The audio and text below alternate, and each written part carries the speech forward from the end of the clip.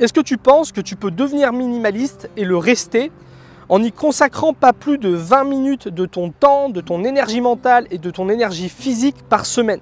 Alors oui, c'est possible. Pourquoi? Parce que le minimalisme, c'est pas compliqué. Le minimalisme, c'est faire 3 choses. Arrêter d'acheter des objets dont tu n'as pas besoin. Réussir à te débarrasser des objets dont tu n'as pas besoin. Et conserver un environnement calme, ordonné, organisé. Le minimalisme, c'est pas plus compliqué que ça. Et pourtant, la plupart des gens qui s'intéressent au minimalisme n'arrivent pas à le devenir et à le rester surtout. Pourquoi ça? Parce que la plupart des méthodes sont soit trop extrêmes. Quand tu t'intéresses au minimalisme, tu vas commencer à appliquer des méthodes de gens qui sont vraiment dans le minimalisme extrême. Et à peine tu auras commencé, que tu vas souvent tout de suite te décourager et abandonner cette idée-là. Souvent, les méthodes sont aussi trop dures à conserver au quotidien. Il y a plein de choses qui marchent, qui vont marcher une semaine, un mois, mais c'est difficile de les appliquer au quotidien dans la durée parce que ça demande trop de temps, ça demande trop d'énergie mentale, ça demande trop d'énergie physique. Et la troisième chose, ça c'est un avis personnel, c'est que pour moi le minimalisme c'est avant tout une façon de simplifier sa vie, de moins se prendre la tête.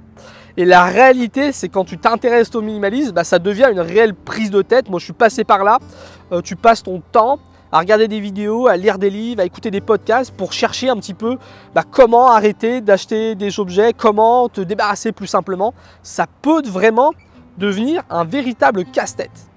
Je le sais parce que moi, je suis passé par là. Je suis devenu minimaliste en 2014, au moment où j'ai décidé de tout quitter pour partir voyager en sac à dos. J'ai dû me débarrasser de tout ce que j'avais dans ma maison et de tout faire rentrer dans un sac de 60 litres. J'ai voyagé comme ça pendant 9 mois, c'est là que je suis devenu minimaliste, mais je ne connaissais pas vraiment encore cet univers-là.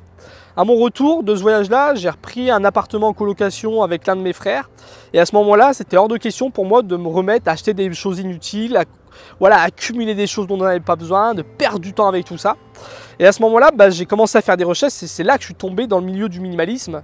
Et toutes ces années qui ont passé, j'ai pas arrêté de regarder un petit peu toutes les vidéos qui sortaient sur le sujet. J'ai lu tous les meilleurs livres sur le minimalisme, j'ai écouté tous les podcasts et la réalité c'est que c'était très compliqué de rester minimaliste. C'était un petit peu la dent de scie.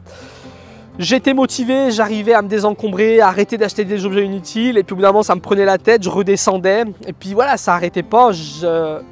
Tu as peut-être vécu ça, mais tu arrives à te désencombrer un petit peu, tu n'arrives pas à te débarrasser des objets que tu aimerais te débarrasser, et puis tu arrives à arrêter d'acheter des objets, mais de temps en temps tu te fais avoir par la société de consommation, tu réorganises ta maison, mais tu n'arrives pas à garder l'environnement serein comme tu voudrais, et un coup tu es motivé, un coup tu es démotivé, un coup tu es motivé, un coup tu es démotivé, et tu n'avances pas. Ce que j'ai fait, moi, pour pallier à ce gros problème-là, c'est que j'ai décidé de me créer une méthode. Ce que j'ai fait, c'est que j'ai appliqué le minimalisme au minimalisme. À travers mes différentes années d'expérimentation, j'ai voulu garder ce qui marchait le mieux. Toutes les méthodes que j'avais apprises, tous les conseils qu'on m'avait donnés, toutes les méthodes et les outils que je me suis créés pour moi-même, j'ai conservé un minimum de choses et j'ai appliqué ce minimum-là. J'ai appliqué le minimalisme au minimalisme.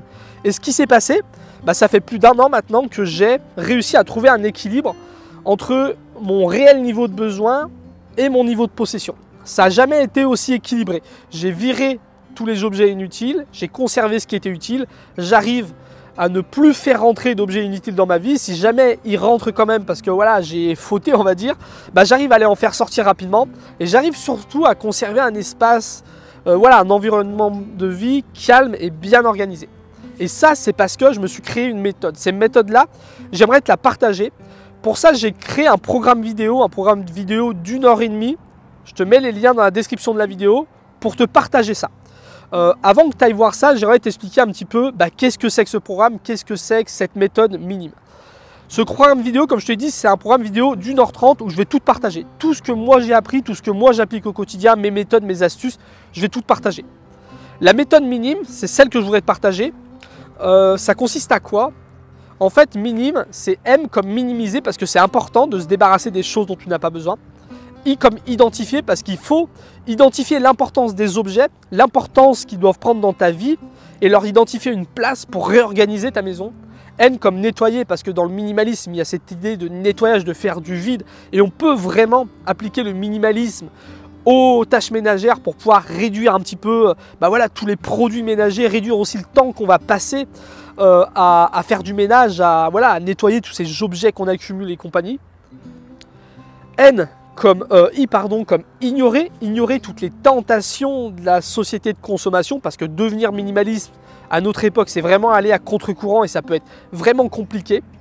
Et M comme maintenir, car c'est le plus important. Le but, c'est d'ancrer ça dans ton quotidien. Le but, c'est qu'une fois que tu aies appris la méthode minime, que le minimalisme soit ancré dans ton quotidien, que ça soit une habitude, que ça soit naturel et que ça ne te prenne pas plus d'énergie, de temps et d'énergie physique, d'énergie mentale et de temps que 20 minutes par semaine. Ça, c'est le but de la méthode minime. Cette méthode, comme je te l'ai dit, je te la partage dans un programme vidéo que tu vas recevoir directement par mail. Tu auras un accès à ce programme vidéo à vie en streaming. Tu pourras le regarder sur ta tablette, sur ton smartphone, sur ton ordinateur. Pour ça, tu as juste à te connecter à ton espace privé. Tu verras, ce n'est pas plus compliqué que de te connecter à Netflix. Donc, je t'ai mis les liens dans la description de la vidéo. Je voudrais te dire deux dernières choses. La méthode minime, ce n'est pas une méthode qui va convenir à tout le monde. Ce n'est pas une méthode pour les minimalistes extrémistes. Si toi, le but, c'est vraiment de te débarrasser presque de tout, c'est le dépouillement, ce n'est pas pour toi. Cette méthode, elle est pour ceux et celles qui veulent atteindre un équilibre entre réels besoins et possession, qui veulent retrouver du calme et de la sérénité dans leur organisation, et surtout qui ont testé des choses, que ça n'a pas marché pour eux, et qui veulent une méthode qui va tenir dans la durée. Donc si tu es un minimalisme extrême, c'est pas pour toi. Si par contre ce que je t'ai décrit, ça te correspond, cette méthode elle est pour toi. Et la deuxième chose que je voudrais te dire, c'est que le programme vidéo est en promotion pour sa sortie pendant une semaine, pas plus. Donc je te laisse aller voir le lien dans la description de la vidéo. Si tu arrives après cette promotion, le programme vidéo est toujours disponible au catalogue, tu peux aller voir ça. Et si tu as décidé de le rejoindre, je te dis à tout de suite dans la méthode minime. C'est parti.